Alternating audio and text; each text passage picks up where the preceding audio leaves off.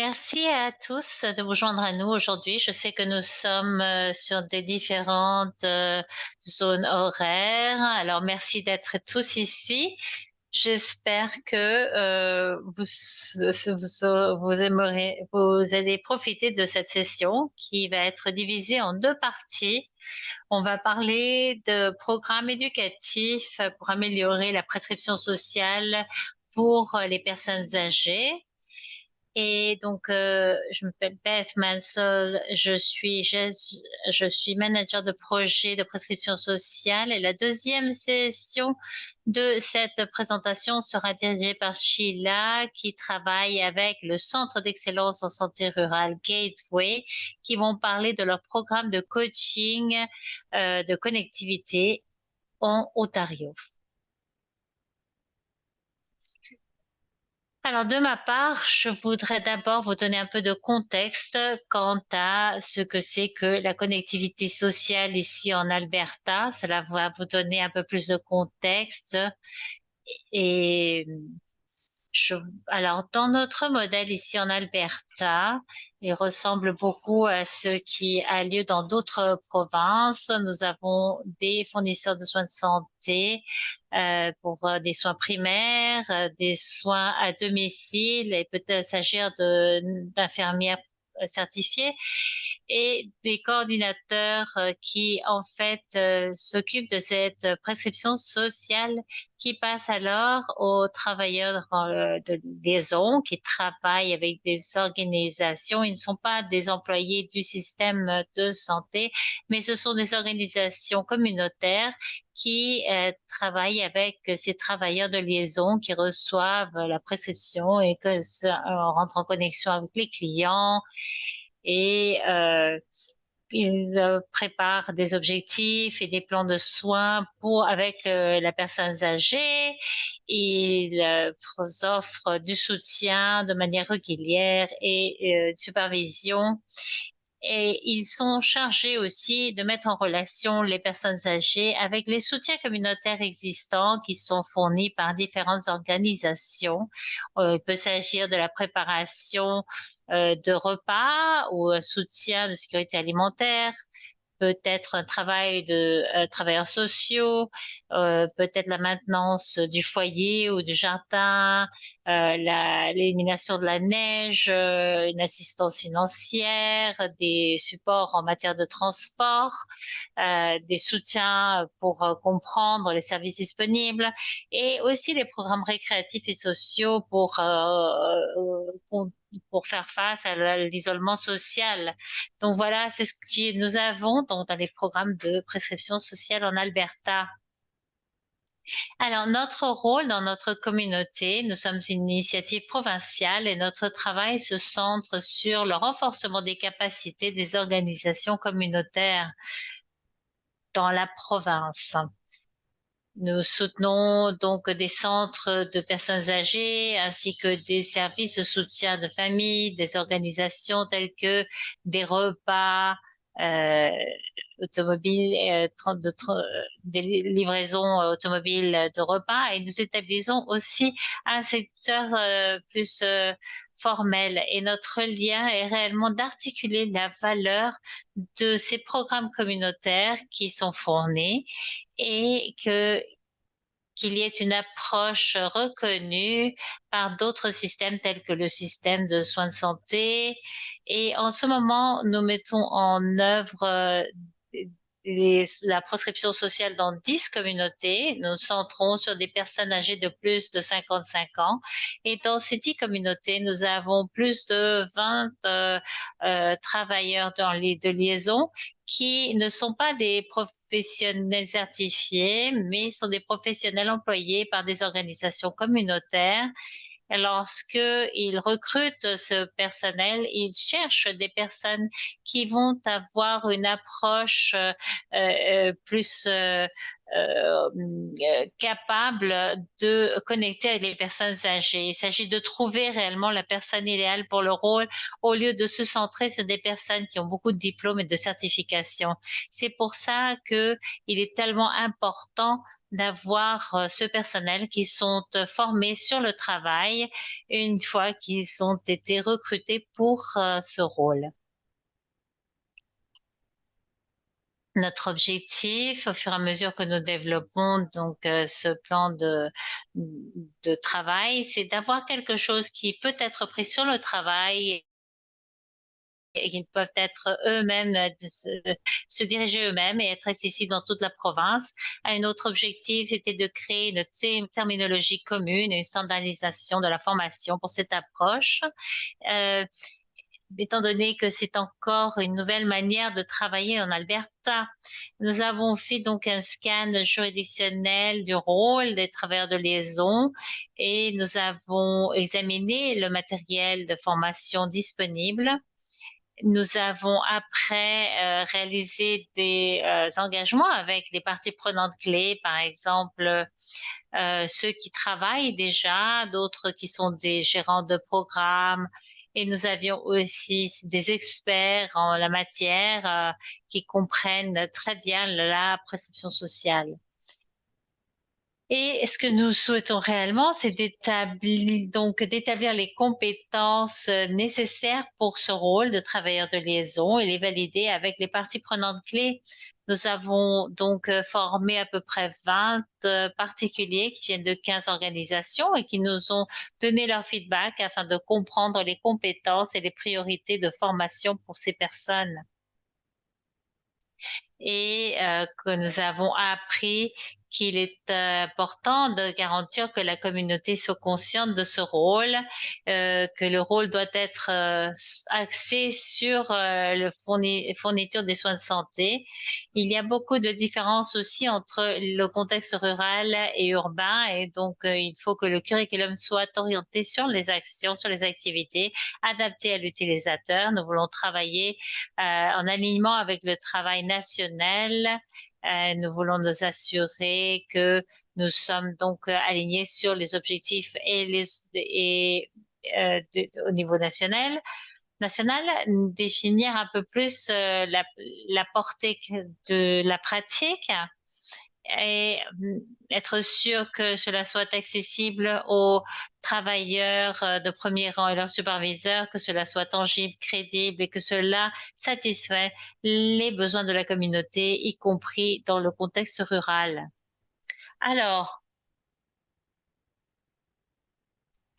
à cette première étape, nous avons demandé quels sont les défis les plus importants que les travailleurs de liaison vont affronter et quel serait le plus intéressant dans un plan d'études de formation. Et nous avons reçu ces réponses que tout d'abord, ce serait difficile de définir les limites et la portée de leur rôle, qu'il faudrait sensibiliser, construire une confiance avec les fournisseurs de soins de santé, soutenir ceux qui ont des besoins plus complexes, offrir des soins compétents culturellement, et d'autres points tels que l'entretien des connaissances, des ressources communautaires, il est très important parce qu'il y a beaucoup d'activités dans les communautés, mais cela change continuellement et être en mesure de connecter effectivement avec les clients.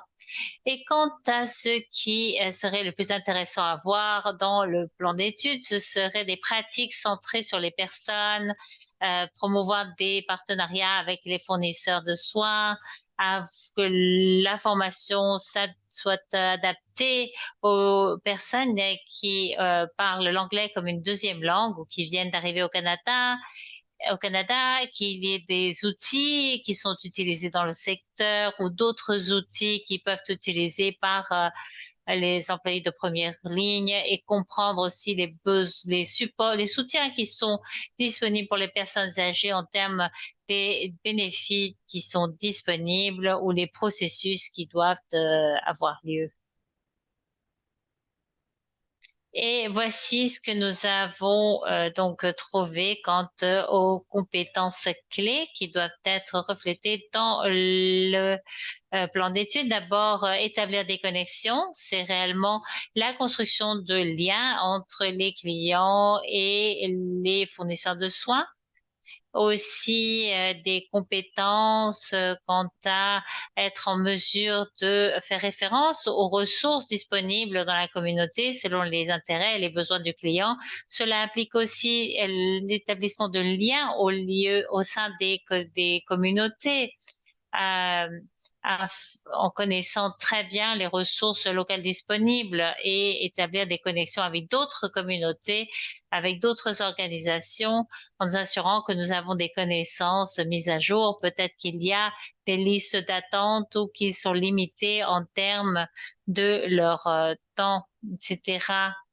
Euh, Cela inclut la deuxième compétence, c'est écouter, de savoir écouter, apprendre à écouter réellement quels sont les besoins et comprendre la motivation ou leur état de préparation à faire des changements.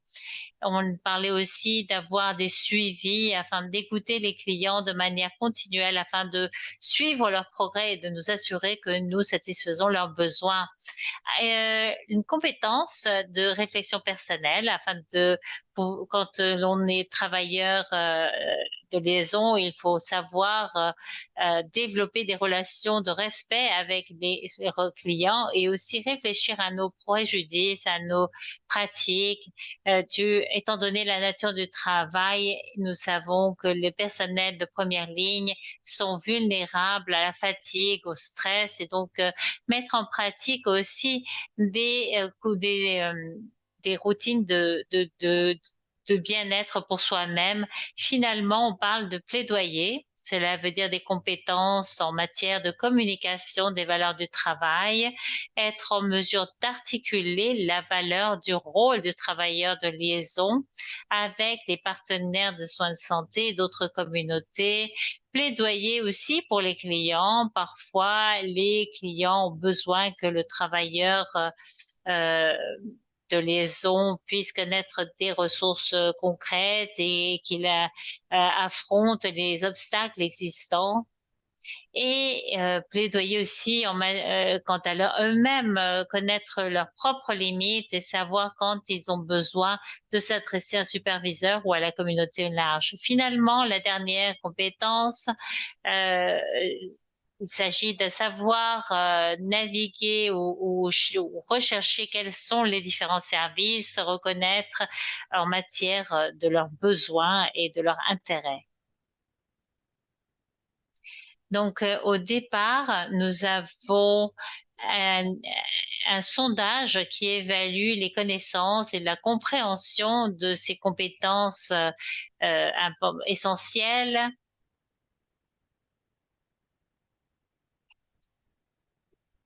Je voulais juste vous les présenter, enfin, des compétences qui sont évaluées au tout début de la formation.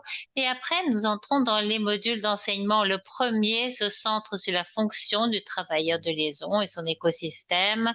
Il donne les personnes une orientation sur leur rôle. En matière de l'écosystème, sa place dans l'écosystème des soins de santé aussi, qui sont importants pour leur travail. Le module 2 parle des approches basées sur l'égalité aux soins. Il s'agit de comprendre les déterminants sociaux de la santé et leur impact sur l'accès à la santé. Et cela parle aussi de renforcement de capacité et connaître les obstacles qui rendent leur travail plus complexe. On parle de l'humilité culturelle également et les compétences concernant la réflexion sur nos propres préjudices que nous avons tous.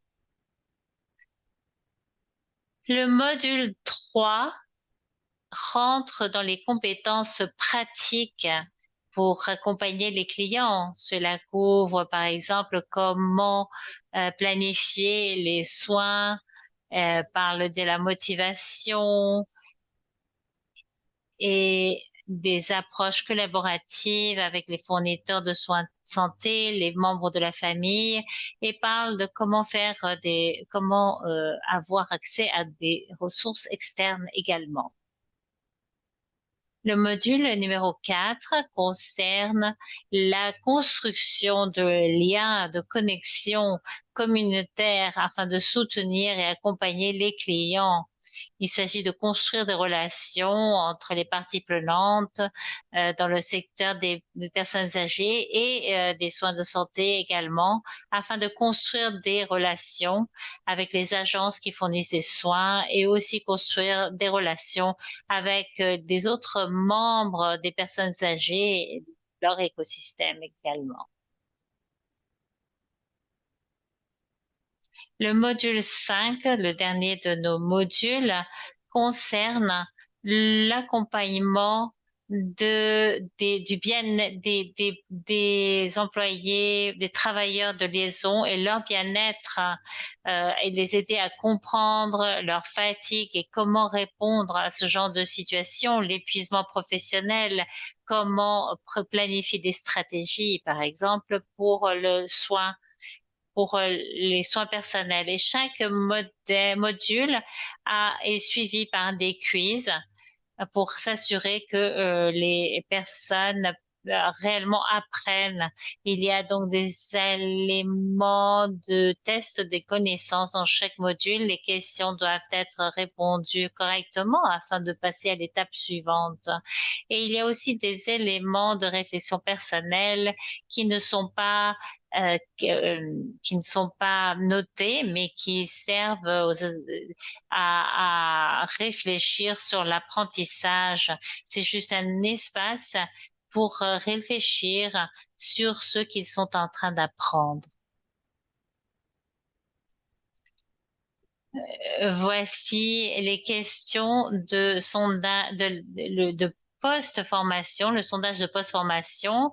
Et il nous demande si les objectifs d'apprentissage de la formation ont été bien communiqués, si les sujets couverts étaient pertinents, si le contenu a été livré de manière organisée et facile à suivre.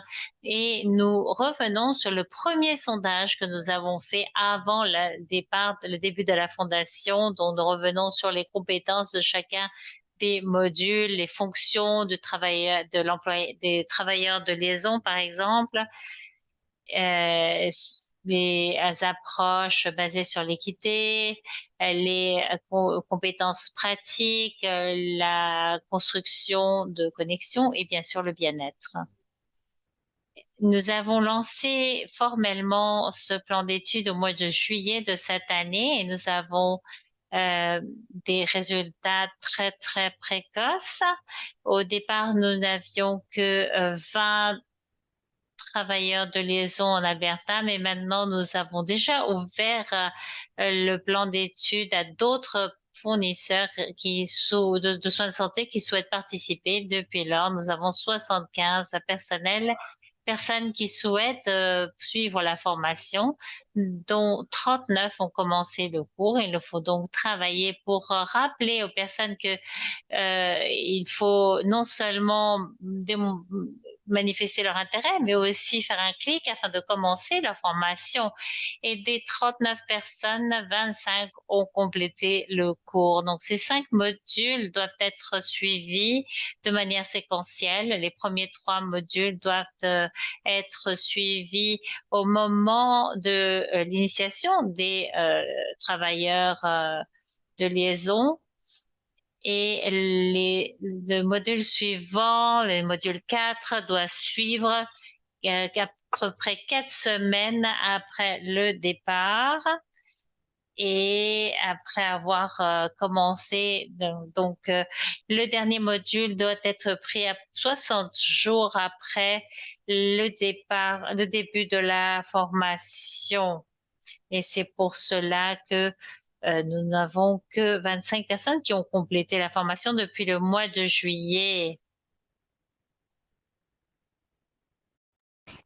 Alors, nous avons des résultats préliminaires. Les 25 personnes qui ont complété la formation ont mentionné que 88% des, des sujets couverts étaient pertinents et utiles et 98% étaient confiants qu'ils allaient, auxquels, pardon, ils allaient appliquer ces pratiques au cours de leur travail. Alors, j'ai mis l'accent sur quelques améliorations de compétences que nous avons retirées des sondages. Alors, en premier, il y a une amplification de la compréhension du lien ou des fonctions essentielles des travailleurs de liaison. Voilà, entre autres. D'autre part, il y avait en ce qui concerne la compréhension des approches basées sur l'équité en termes de prestation de soins. Voilà, cette compréhension s'est améliorée elle aussi de 48 à 80%. Et entre autres, le fait de comprendre comment bâtir la communauté et des connexions afin de soutenir des clients, elle aussi s'est améliorée et est passée de 36 à 64%. Alors voilà, nous voyons que les compétences sont en train d'être fortifiées avant et après la formation et nous sommes vraiment intéressés de voir qu'est-ce qui va se passer lorsque plusieurs personnes supplémentaires vont faire ou vont terminer voilà, ce cours. Je vais parler entre autres des étapes suivantes ici à Alberta en ce qui concerne ce curriculum. Alors, nous voudrions avoir un retour semi-annuel afin de raffiner notre curriculum. Nous voudrions vraiment réfléchir, intégrer les besoins de la communauté dans cette formation. Et peut-être qu'en début d'année, nous allons recevoir encore plus de retours afin de raffiner nos modèles. Entre autres, nous nous assurons que ce travail est connecté à d'autres initiatives de formation nationale et ceci à des fins de prescription sociale. Je sais très bien qu'il y a beaucoup de travail qui est actuellement fait à Ontario avec les curriculum, pardon, de prescription sociale. Nous voudrions vraiment avoir des liens avec toutes ces formations. Et s'il y a d'autres parties que nous pouvons incorporer dans notre curriculum, nous serons vraiment ravis de le faire et nous voudrions partager notre contenu avec d'autres provinces et avec des petites adaptations parce que nous savons très bien qu'il y a de petites différences entre les différents contextes et finalement, nous sommes en train d'explorer dans le futur le potentiel d'avoir alors alors des micros, disons, accréditations. Voilà, c'est comme ça que nous voudrions promouvoir notre travail. Nous voudrions améliorer, fortifier notre force de travail, notre notre main-d'œuvre. Et voilà, ceci va nous aider vraiment à recevoir plus de soutien des parties prenantes et va valoriser ce rôle-là. Là, ceci va permettre aussi de faciliter les références envers les programmes de prescription sociale alors que nous continuons à croître et ceci va nous permettre de recevoir des investissements et des financements dans le futur. Alors que nous continuons à amplifier notre travail dans la province, nous avons besoin avec de plus de standardisation, ce qui va nous aider à recruter, à octroyer les services entre les différentes organisations et en regardant plus largement, cette micro-accréditation va nous permettre de construire cette visibilité de la prescription sociale dans la communauté. Nous serons capables de reconnaître, de célébrer le travail des différents praticiens et les travailleurs de liaison et, entre autres, cette accréditation pourrait être considérée comme un prérequis pour les autres régions. Alors voilà, merci beaucoup. C'était la fin de la présentation. Maintenant, nous allons donner la parole à Sheila. Nous allons avoir enfin une session de questions-réponses. Merci.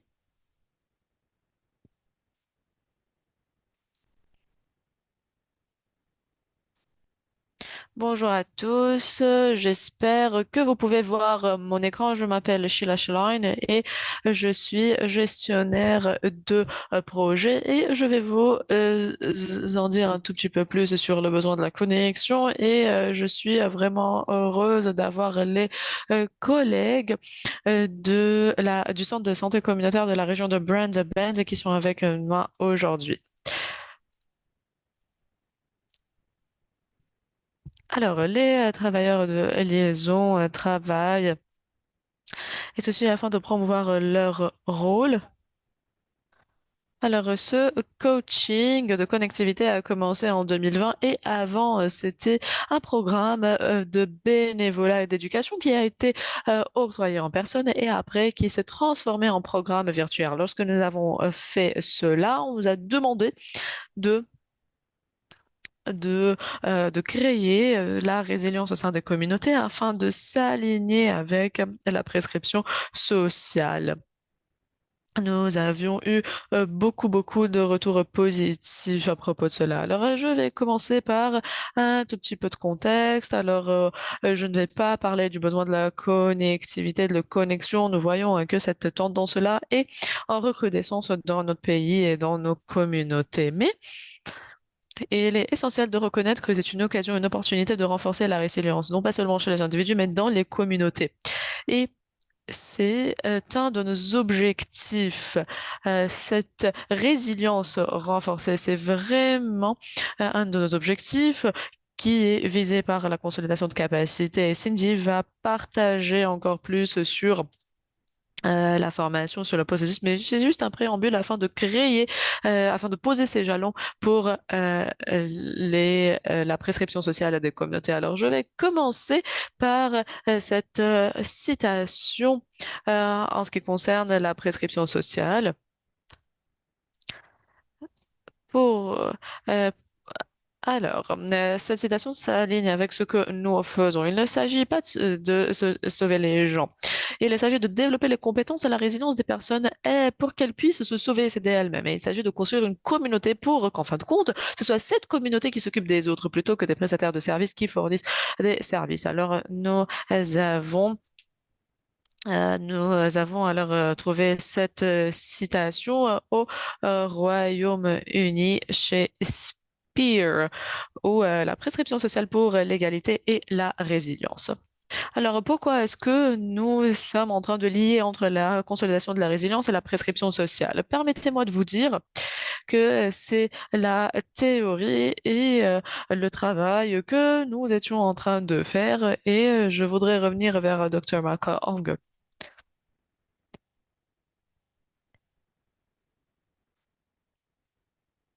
Peut-être que c'est une définition un tout petit peu plus ancienne de la résilience.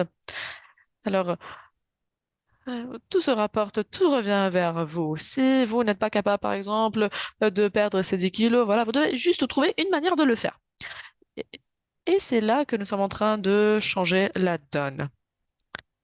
Alors, la citation est la suivante. Ce dont nous avons besoin pour nos résiliences, c'est toujours cette dynamique qui consiste à demander à notre environnement de négocier un peu avec moi pour que je puisse obtenir ce dont j'ai besoin d'une manière qui ait du sens pour moi. Lorsque vous pensez à propos de cela, euh, vous revenez vers le rôle du travailleur de liaison, de l'employé de liaison. Alors, la résilience, le coaching sur la connectivité, le modèle de coaching que nous voyons, alors beaucoup de similarités. Il y a beaucoup de choses vraiment essentielles. Et en voilà une. Alors, je vais vous dire un tout petit peu plus sur le programme que nous faisons. Alors, c'est un programme de niveau 1, que nous avons, pardon, c'est un programme de niveau 1, mais c'est une série d'ateliers en ligne. Alors, 8 heures de webinaire, d'ateliers en ligne, et après, il y a ce toolkit, cette boîte à outils qui est offerte afin que tout le monde puisse personnaliser, disons, les compétences qu'ils ont consolidées. Alors, nous commençons par un programme appelé Lonely No More. Et après, nous formons et créons cette préparation alors au rôle d'engagement. Alors, je ne vais pas vous parler de toute cette liste. Peut-être que vous allez recevoir cette liste après. Mais voilà nos compétences sur lesquelles nous travaillons. Alors, le fait de maintenir, de forger des connexions, avoir des approches robustes. Nous travaillons alors sur l'amélioration de la compréhension en ce qui concerne la résilience. Nous parlons d'avoir des espaces sécurisés, d'avoir des limites. Entre autres, nous parlons aussi du fait de s'occuper de soi-même. Voici le programme. de formation de niveau 1. Vous allez voir qu'il y a des similarités avec d'autres programmes. En temps qu'initiative de prescription sociale, voilà, ce programme il a été lancé en 2018 et ça fait un bon moment qu'il a été lancé, même 2016. Alors, j'avais déjà posé les jalons de ce programme-là, mais nous travaillons alors avec des adultes. Alors voilà, nous allons parler à propos de Jules. Jules veut se connecter, forger des relations avec d'autres personnes dans sa communauté. Voilà, c'est une femme qui vit à Ontario. Alors, notre rôle est de créer de nouvelles connexions, de consolider le capital social de la personne, de naviguer les ressources de la communauté et de renforcer la résilience. C'est comme ça que les bénévoles de Lonely No More travaillent.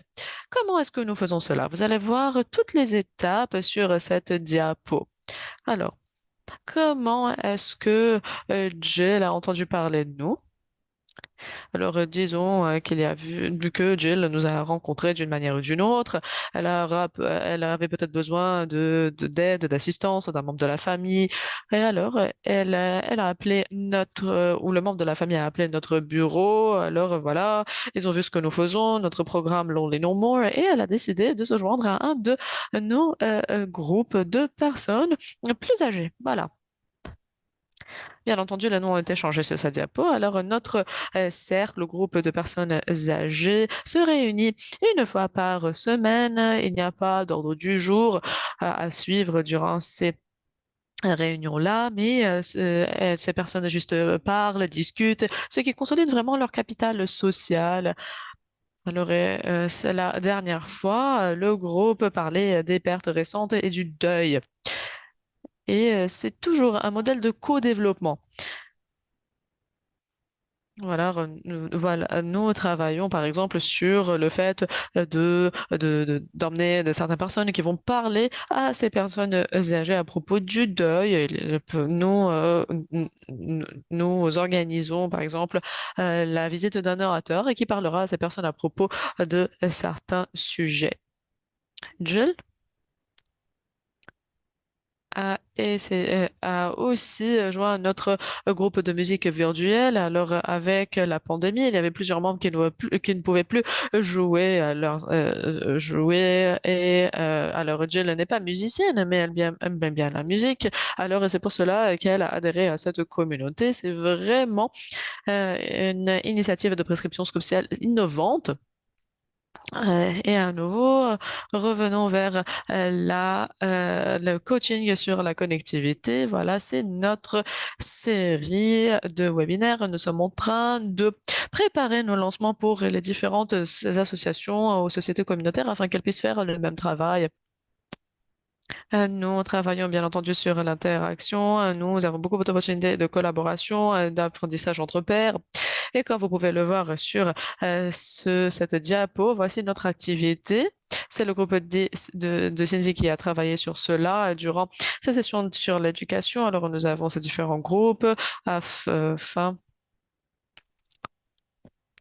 afin que tout le monde puisse savoir quels sont les points forts de leur communauté, quels sont les individus, quelles sont les associations citoyennes qui sont présentes et quelles sont les institutions locales qui sont présentes afin de soutenir les différents travailleurs. Voilà notre feuille de route de contenu pour le coaching sur la connectivité. Tous ces modèles se focalise sur la connexion, sur le fait tout à l'heure de créer de la connexion, avoir plus de compréhension. Nous parlons du capital social, comment le renforcer et quel est l'impact de ce capital social. Nous parlons des différentes approches. Nous parlons de la prescription sociale elle-même. Alors, est-ce que vous savez ce que c'est? Est-ce que vous en avez entendu parler? Comment vous impliquer?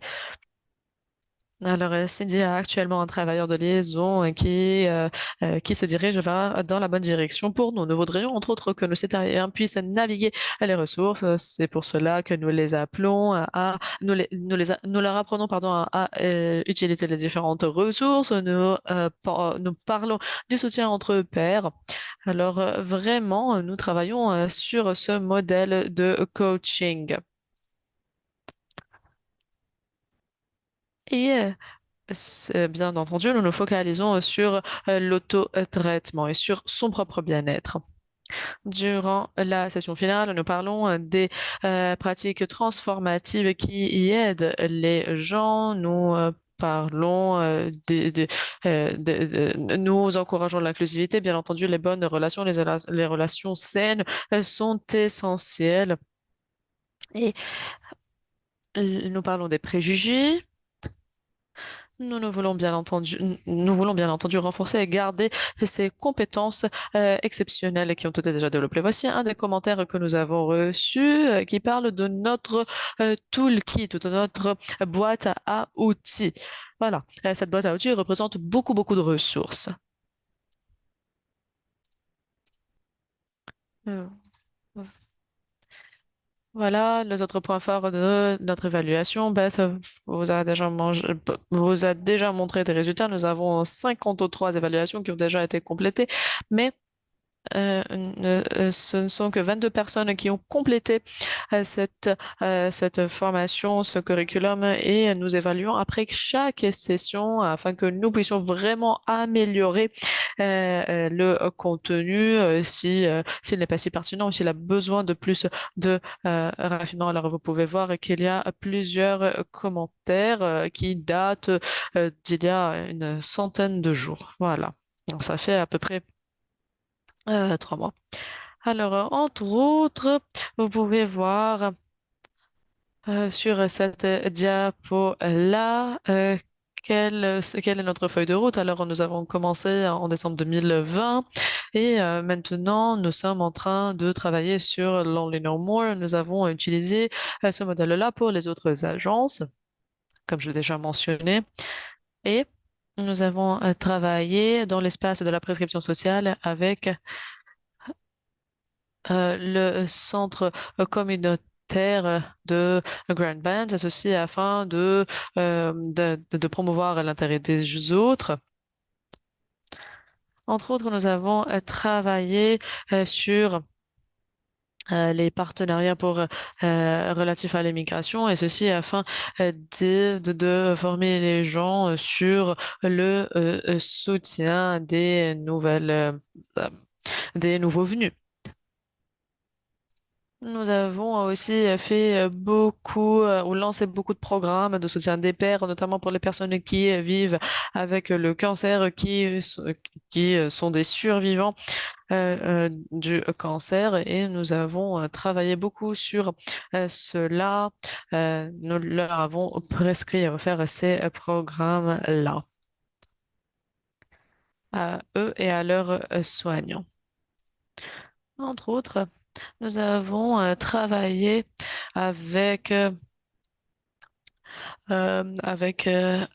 l'association des associations d'Ontario notamment.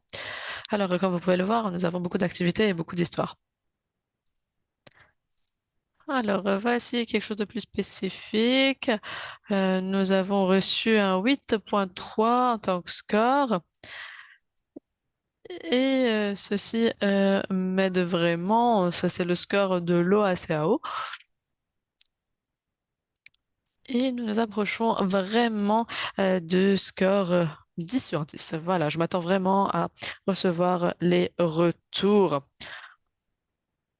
Entre autres, voici un des autres commentaires que nous avons reçu de l'un des apprenants. Je sens que comme résultat de ce cours-là, je vais être capable de connecter avec les autres et de maintenir de bonnes relations, des relations saines dans le futur. Merci. Maintenant, à ma collègue. Merci beaucoup. Alors, notre centre est relativement petit. Nous avons alors un bureau. Nous sommes à Grand Hunt. Alors, nous avons 2 équipes à Ontario. Alors, même avant le COVID, nous, nous avons déjà fait de la recherche. Nous avions alors le programme Be Well que nous avons lancé avec l'Alliance. Nous avions fait de la recherche sur l'isolation sociale et la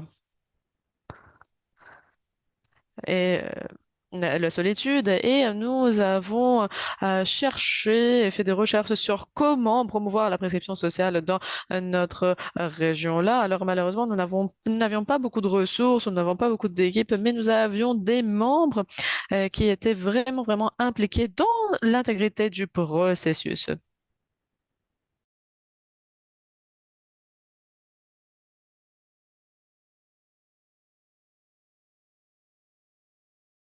Alors, nous étions un groupe de bénévoles et avec Sheila, nous avons mis en place ce programme pour la communauté.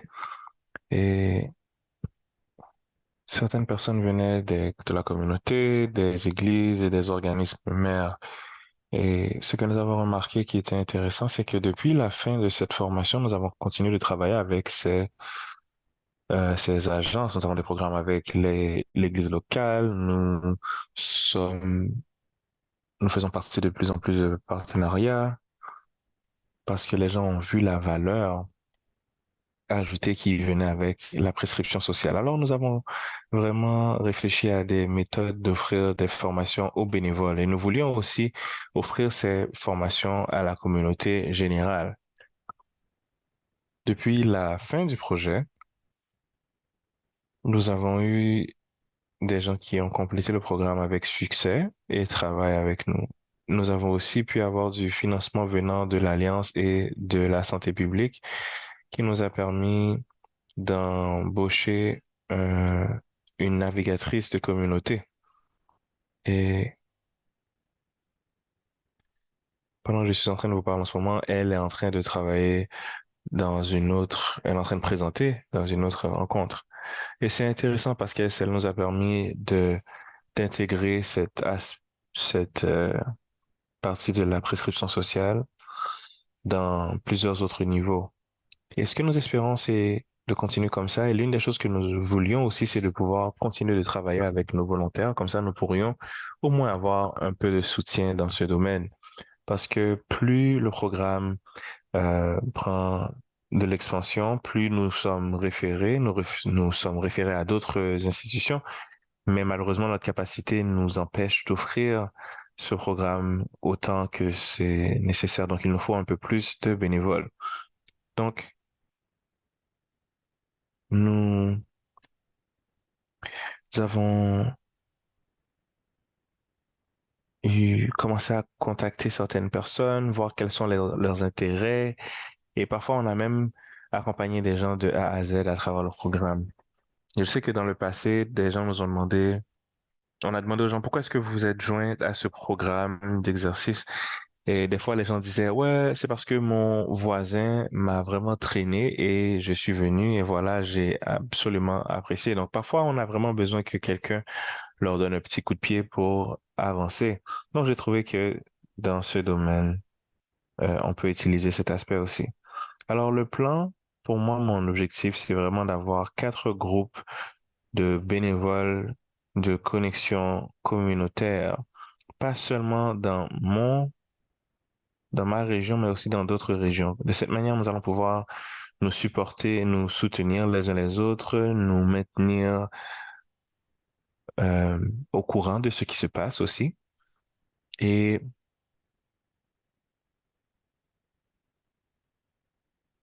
j'espère qu'avec nos bénévoles, nous allons pouvoir partager cela encore plus et nous allons pouvoir travailler aussi avec nos communautés.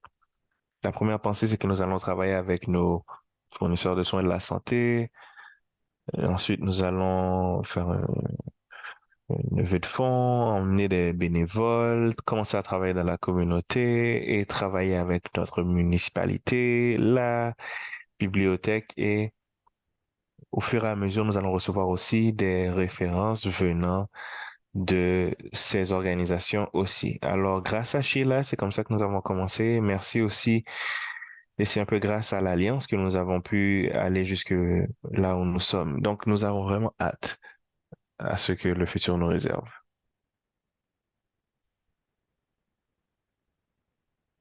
Merci Cindy. Je pense que c'est toujours excellent d'avoir des gens qui ont participé officiellement au programme et j'aime que ce soit venant d'eux que cette information-là vient. Donc, par rapport à la rétroaction, nous avons eu 9 sur 10 sur la pertinence et l'utilité de ces sessions. Et j'aime beaucoup ce terme parce que c'est beaucoup plus précis et ça représente ce que nous cherchons. Nous avons aussi eu des rétroactions qui nous disent que les participants se sont sentis autonomisés par rapport à partager cette connaissance au Nouveau-Brunswick et ils ont reçu plus de connaissances que ce à quoi ils s'attendaient. La prochaine diapositive ici nous dire que nous avons commencé notre nous avons commencé notre projet de badge numérique et nous pensons que c'est très important parce que ça permet aux gens de les mettre sur leur CV, de les partager sur les réseaux sociaux aussi. Nous avons aussi développé un parcours de l'autonomisation. Donc, les gens pourront participer à chacune des formations et si jamais ils en manquent un, ils peuvent toujours retourner participer à un autre atelier ou au même atelier. Et nous avons aussi un coach d'autonomisation parce qu'idéalement, nous voudrions qu'après avoir participé à ces cours et à ces formations, ces gens-là viennent nous offrir leur service en tant que bénévoles et qu'ils travaillent avec nous parce qu'on en a besoin. Sans compter, que nous avons aussi des prérequis, des exigences pour le badge, comme vous pouvez voir à l'écran. Maintenant, si vous êtes intéressé à en apprendre un peu plus, ou peut-être que vous aimeriez nous accueillir, nous sommes intéressés à en entendre parler et à savoir quels sont vos objectifs.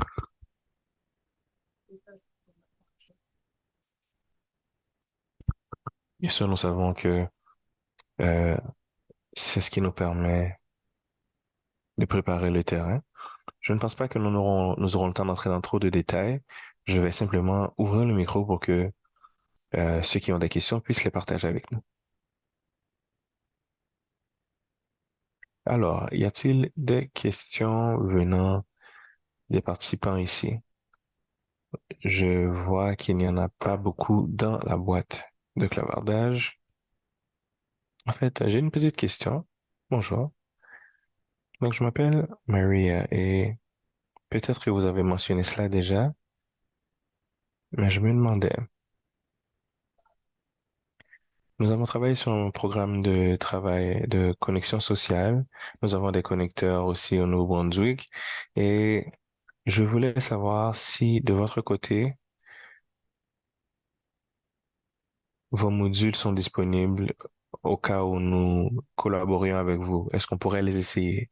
Surtout avec ce modèle de coaching aussi.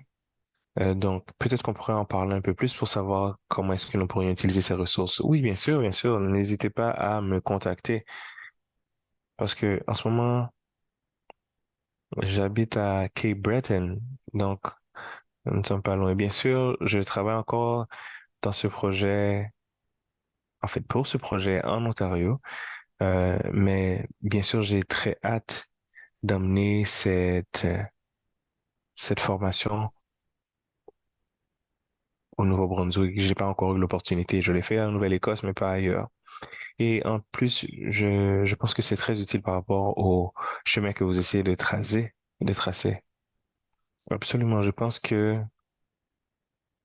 ce qui est intéressant, c'est surtout de pouvoir offrir ces formations aux membres de l'équipe et de cette manière, ils vont pouvoir appliquer cela. Merci beaucoup. D'ailleurs, encore une fois, n'hésitez pas à me contacter. Ça me fera plaisir de discuter avec vous. Et en passant, je vois qu'il y a une belle question dans le chat. Et la question, la réponse est que nous avons travaillé avec le parc provincial et c'est un groupe, par exemple, qui se rencontre chaque mercredi et nous passons dans un sentier différent du parc à chaque fois. Et en gros, ce que nous faisons, c'est que nous avons eu des gens qui ont fait des dons pour que ceux qui n'ont pas de véhicule puissent venir sans payer. Nous avons des engagements avec eux, des ententes avec eux qui nous permettent d'utiliser leur stationnement, de d'utiliser l'espace aussi de stationnement. Et un autre bonus que nous avons eu, c'est que j'ai commencé à parler avec le musée. Et il faut dire que nous n'avons pas de place pour la marche à l'intérieur, là où je suis. Et nous voulions avoir ce genre d'espace aussi.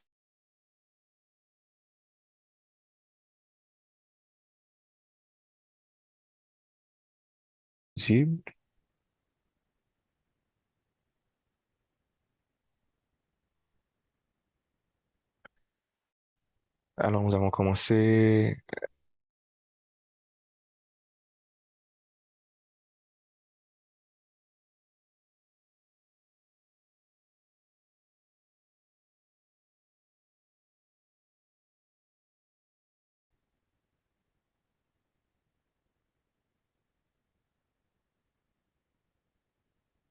Alors, nous avons aussi la possibilité d'aller sur la plage. L'interprète s'excuse, la vidéo a coupé.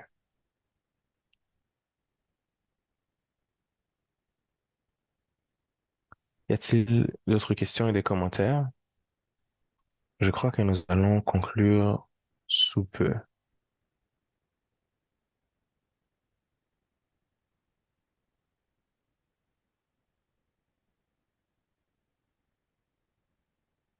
Alors, on nous a demandé s'il y a des outils d'évaluation des avantages écologiques, c'est-à-dire en termes d'impact sur l'environnement qui sont liés aux activités qui ont été mentionnées.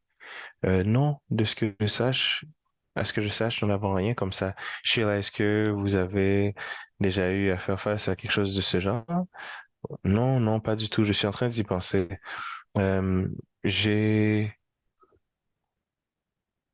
eu à créer ça, moi, à zéro, parce que je sais que, en fait, je suis une défenseur de la baignade en forêt, mais non, bonne idée. C'est quelque chose auquel nous devrions penser.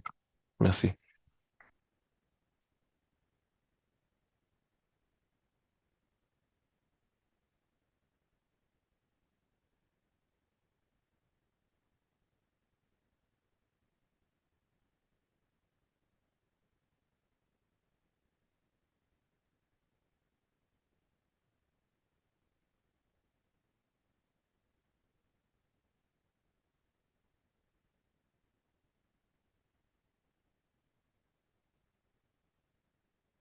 Je ne sais pas si cette question est pour Beth ou moi-même. Est-ce qu'il y a un intérêt pour la mise à disposition du matériel de formation en français?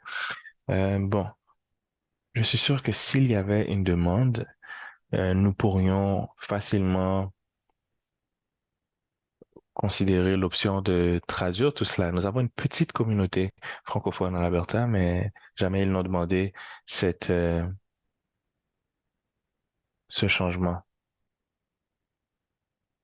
Et bien sûr aussi que c'est quelque chose qui, si on a cette demande, vu que nous faisons partie d'une organisation beaucoup plus grande, tout ce qu'il nous faut, c'est d'aller chercher un peu de financement pour réussir à mettre en place ce processus de traduction. Donc, ce n'est pas un problème.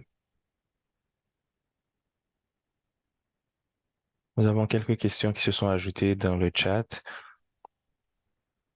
Je veux clarifier pour vous en passant.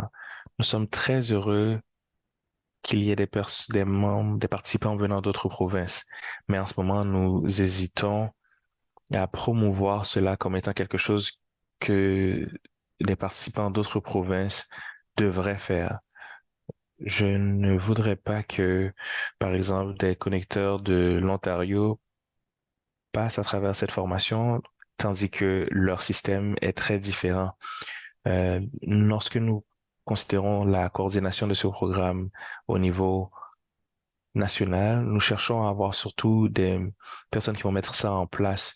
Et il nous faut des gens qui peuvent appliquer cela au contexte des participants. Donc, je suis très heureuse que certaines personnes puissent passer et voir de quoi le programme a l'air, mais je ne pense pas que c'est quelque chose que nous pourrions appliquer partout à travers le pays. parce que je ne pense pas que ça s'applique de cette manière.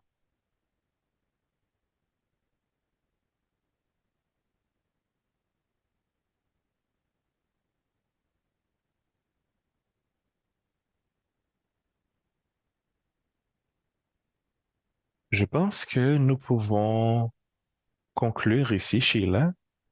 Magnifique. On peut s'arrêter. Ça permet à tout le monde d'avoir une petite pause nature et de se déplacer à la prochaine session après.